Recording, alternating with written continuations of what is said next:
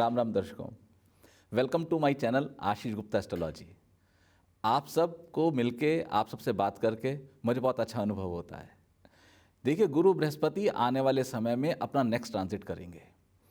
पहले से ही समझ लेते हैं कि जो गुरु बृहस्पति नेक्स्ट ट्रांजिट करेंगे वो करेंगे मकर से कुंभ में नवंबर 2021, नवंबर 2021 में। अप्रॉक्सीमेट डेट है 21 नवंबर। कई बार जो एक्चुअल ट्रांजिट है वो एक आध दिन आगे पीछे हो जाता है, कई बार कैलकुलेशन की कुछ करेक्शंस भी होती हैं, बट ब्रॉडली 21 नवंबर 2021 को गुरु ग्रह गुरुदेव बृहस्पति गोचर करेंगे मकर से कुंभ राशि में। शनि के ही घर में है, शनि की ही मकर राशि से शनि की मूल त्रिकोण राशि में गुरु बृहस्पति गोचर करने वाले हैं। अलग अलग लग्नों पर इस गोचर का क्या इफेक्ट हो सकता है, अलग अलग लग्नों के लिए क्या कोई एक अपॉर्चुनिटी डेवलप हो सकती है, या अलग अलग लग्नों के लिए क्या कोई एक कष्टकारक या प्रॉब्लमेटिक सिचुएशन डेवलप हो सकती है, आइए इस बारे में चर्चा करते हैं। बहुत से लोग मुझे कहते हैं कि एस्ट्रोलॉजी को हमें क्यों करना चाहिए, हमें गोचर को क्यों देखना चाहिए, हमें हॉरोस्कोप को क्यों समझना चाहिए। मैं सबसे कहता हूँ कि हॉरोस्कोप, एस्ट्रोलॉजी, ट्रांजिट, ये जो भी कोई कॉम्बिनेशन है, वैदिक एस्ट्रोलॉजी, ये वैदिक एस्ट्रोलॉजी पूरी तरह से विज्ञान सम्मत है, साइंस आधारित है। लेकिन दोस्तों, मुझे लगता है हम लोग एक चूक कर जाते हैं। हम चूक क्या करते हैं, हम एस्ट्रोलॉजी को फाइनल डेस्टिनेशन समझ के बैठ जाते हैं। हम किसी ज्योतिष के पास गए, उन्होंने जो हमें कहा हम उसको डायरेक्ट पकड़ के बैठ जाते हैं। मैं आप सबसे आग्रह करता हूं कि please, astrology is not A final destination. इसको आप अंतिम बिंदु की तरह कृपया मत समझिए। आप इसको जानिए कि यह प्रारंभ बिंदु है, प्रस्थान बिंदु है, इट्स योर स्टार्टिंग पॉइंट।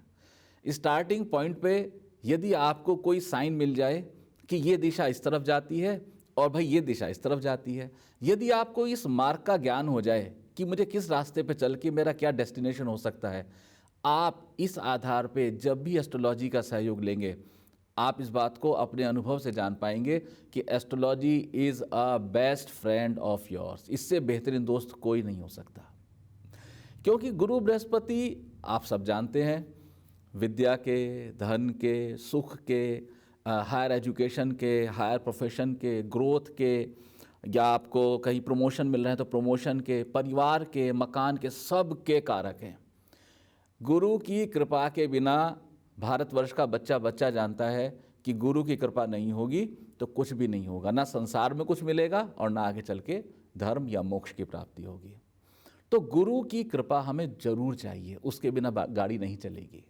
एक पुरानी कहावत है, जग रूठे तो गुरु ठौर है, गुरु रूठे नहीं ठौर। जिसका जगत में सब कुछ रूठ जाए उसको गुरु के पास ठौर मिल सकती है, लेकिन जिसका गुरु रूठ जाए उसको फिर कहीं ठौर नहीं मिलती। और मानस में इसका बहुत अच्छा उदाहरण आया है। आप सब लोग जानते हैं कि सती के पति भगवान शिव, जो उनके गुरु भी हैं, वो सती से नाराज हो गए थे।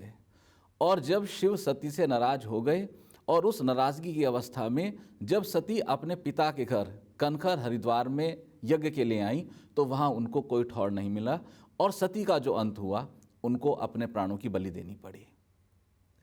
ठीक इसी तरह से मैं कहता हूँ कि एस्ट्रोलॉजी में यदि आप अपने सबसे महत्वपूर्ण प्लैनेट गुरु बृहस्पति को संभाल लेंगे तो आपको अपने जीवन की हर अवस्था में कहीं ना कहीं ठौर मिल जाएगा। वो ठौर डिपेंड करेगा कि आपके अन्य ग्रहों की अवस्था कैसी है, आपकी दशा कैसी चल रही है, महादशा की क्या सिचुएशन है। या तो बहुत से लोग मुझे आग्रह करते हैं कि क्या हमें चंद्र लग्न से भी पत्री देखनी चाहिए और ट्रांजिट देखना चाहिए। मैं कहता हूँ हाँ, आपको चंद्र लग्न की पत्री भी देखनी चाहिए। हमेशा ख्याल में रहे कि चंद्र लग्न की पत्री आपके मुख्य लग्न की पत्री के अधीन है। चंद्र लग्न की पत्री से भी आपको पूरा का पूरा ट्रांजिट देखना चाहिए। मैं अपने इस वीडियो में आपको लग्न से ट्रांजिट बताऊंगा। दोस्तों, आपके जो लग्न है, लग्न आपको पता है, अपने हॉरोस्कोप में जो आपका फर्स्ट हाउस है उसमें जो नंबर है वो नंबर आपका लग्न है। इस लग्न के आधार पर आप अपनी पत्री को देखिए और जानिए कि आने वाले समय में, आने वाले समय की पिटारी में, इस पोटली में आपके लिए क्या क्या है, और उसी के हिसाब से मैं आपको कुछ सूक्ष्म उपाय भी दूंगा अच्छे के लिए, ग्रोथ के लिए, भलाई के लिए, या तो किसी कष्ट से निकलने के लिए। अगर कोई उपाय आपके लिए कारगर है तो उस उपाय को आप अवश्य कीजिए। आइए दोस्तों, इससे पहले आगे बढ़ें, मेरी आप सबसे रिक्वेस्ट है, एक तो धन्यवाद है कि आप सब मुझे इतना प्रेम करते हैं और मेरे चैनल को आपने इतना सब्सक्राइब किया है। हमारे वो दर्शक जिन्होंने मेरे चैनल को अभी सब्सक्राइब नहीं किया है, वो कृपया मेरे चैनल को सब्सक्राइब करें, लाइक करें और अपने दोस्तों को, अपने मित्रों को इसका लिंक फॉरवर्ड करें, ताकि अधिक से अधिक लोग इस वीडियो को देख सकें और उनको बेनिफिट हो सके। आइए आगे चलते हैं। दोस्तों, कुंभ राशि में गोचर करने वाले जुपिटर कौन कौन से नक्षत्र से होके जाएंगे, आइए सूक्ष्म में उन नक्षत्रों के बारे में भी जानकारी ले लें, क्योंकि नक्षत्र जो हैं वो उस रास्ते के मालिक या उस रास्ते के भी डिस्पोजिटर माने जाते हैं। तो बृहस्पति गुरु जो हैं वो कुंभ राशि में 3 नक्षत्रों से गोचर करेंगे, धनिष्ठा, शतभिषा और पूर्वा भाद्रपद। धनिष्ठा का चरण नंबर 3 और 4, शतभिषा का चरण नंबर 1, 2, 3 और 4 और पूर्वा भाद्रपद के प्रथम 3 चरण इसमें शामिल हैं। धनिष्ठा नक्षत्र मंगल का नक्षत्र है। इस नक्षत्र की कुछ अच्छी क्वालिटीज़ हैं, कुछ इसके ट्रेट्स हैं जो अच्छे बुरे मैं आपको शेयर करता हूँ। ये एक रेस्पेक्टफुल नक्षत्र है, पावरफुल नक्षत्र है, नॉलेजेबल है। इस नक्षत्र में एक कामुकता के विचार आते हैं और व्यक्ति अचीवर होता है। इस नक्षत्र के जो नेगेटिव ट्रेट्स हैं, नेगेटिव ट्रेट्स मुख्य है कि ईगोस्टिक होता है बंदा और स्टबर्न यानी कि जिद्दी होता है। लेकिन इसका एक नेगेटिव का पॉजिटिव इफेक्ट है कि यदि वो अच्छे के लिए अपनी जिद ठान लेगा तो वो बहुत कुछ अचीव भी कर सकता है। प्रोफेशनली, हिस्ट्री से, रिसर्च से, साइंस से रिलेटेड धनिष्ठा नक्षत्र आता है। शतभिषा नक्षत्र राहु का नक्षत्र है। राहु के नक्षत्र शतभिषा की क्वालिटी है कि इस ट्रेट्स में, पॉजिटिव में, रिलीजियस होता है व्यक्ति, नेटिव रिलीजियस होता है, फिलॉसफर होता है, एम्बिशियस होता है। लेकिन यहाँ सबसे बड़ी एक कमी है कि आम तौर पे इस नक्षत्र में व्यक्ति मैजिकल साइंसेस के ज़्यादा अधीन आ जाते हैं, उनसे ज़्यादा अट्रैक्ट हो जाते हैं और यही सारी की सारी गड़बड़ होती है। वो किसी एक विज्ञान को विज्ञान के आधार पर ना लेके जादू के आधार पर लेते हैं। यदि वो किसी विज्ञान को साइंस के आधार पर लेंगे, मैजिक के आधार पर नहीं लेंगे, तो ये लोग बहुत ग्रेट अचीवमेंट्स कर सकते हैं।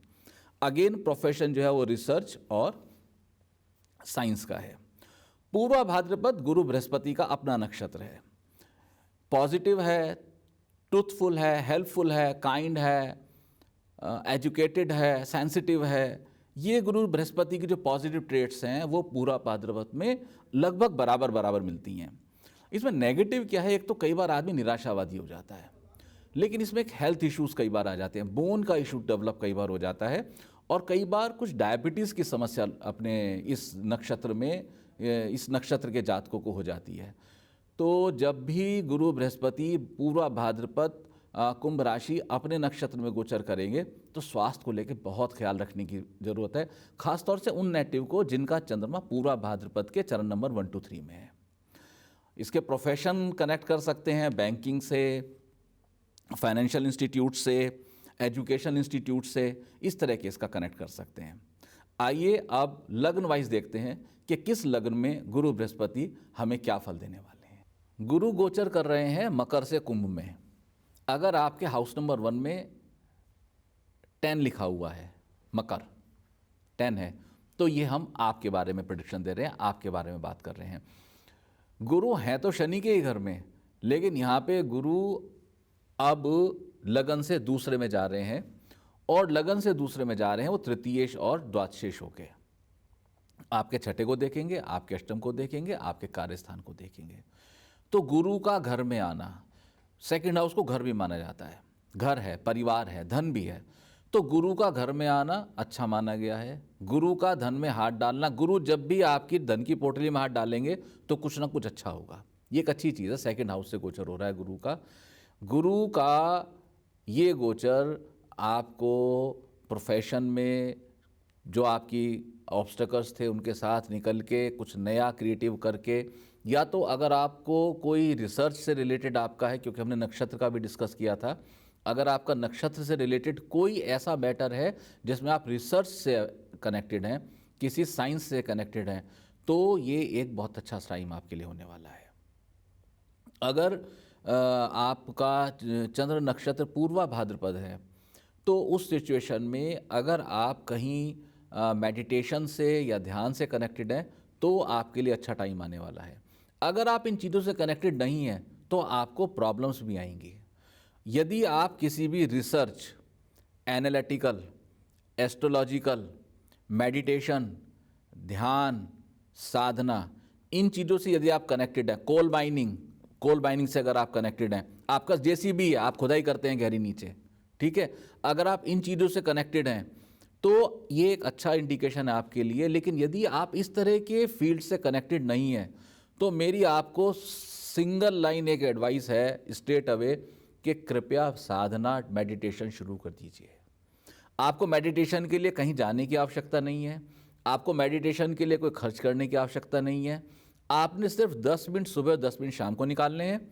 मेरी वीडियो ब्रीथ मेडिटेशन आपको सुबह लगेंगे 10 मिनट, उसको सुनिए और मेडिटेशन कीजिए। और मेरी इसी चैनल पे पड़ी है दूसरी वीडियो स्लीप मेडिटेशन, वो आप लगा के सो जाइए। अगर आप ये मेडिटेशन ठीक से करते रहेंगे तो आप देखेंगे कि गुरु बृहस्पति के ये द्वितीय गोचर के फल आपको कष्ट नहीं देंगे, अदरवाइज ये कष्टकारक है। अगर आप मेडिटेशन नहीं करना चाहते हैं, meditation is the best for you, ये आपको करना ही चाहिए। लेकिन यदि आप नहीं करना चाहते हैं, उस सिचुएशन में मैं समझता हूँ कि आपको गुरु बृहस्पति के शांति जाप कराना इज ए मस्ट। पूर्ण क्वांटिटी के गुरु बृहस्पति के शांति जाप आप करा लीजिए, आपके लिए बहुत हितकारी रहेगा। देखिए, गुरु बृहस्पति के जाप की क्वांटिटी है 19,000, ठीक है, और 4 युग हैं, तो 4 युग के हिसाब से कलयुग में ये 4 टाइम्स की जाती है। मैं कभी एक अलग वीडियो बनाऊंगा तो उसका मैं आपको आधार बताऊंगा कि क्या है मल्टीप्लिकेशन फैक्टर। तो 19,000 इंटू 4 तो ये होता है 76,000 और प्लस 10% करके, तो आप इस जाप को करा लीजिए। ये गोचर शुरू होने के साथ ही आपको ये जाप करा लेना चाहिए, तो आपका गुरु बृहस्पति के जो रिजल्ट्स हैं वो और बेटर होने की पूरी संभावना है। मेरे से बात करने के लिए, मेरे से मिलने के लिए, मेरे अपॉइंटमेंट के लिए आप मुझे कांटेक्ट कर सकते हैं। मेरा नंबर लगातार स्क्रीन पे आ रहा है और आप मुझे कांटेक्ट कर सकते हैं, आप मुझे बात कर सकते हैं। तब तक के लिए stay blessed, stay happy. Ram Ram.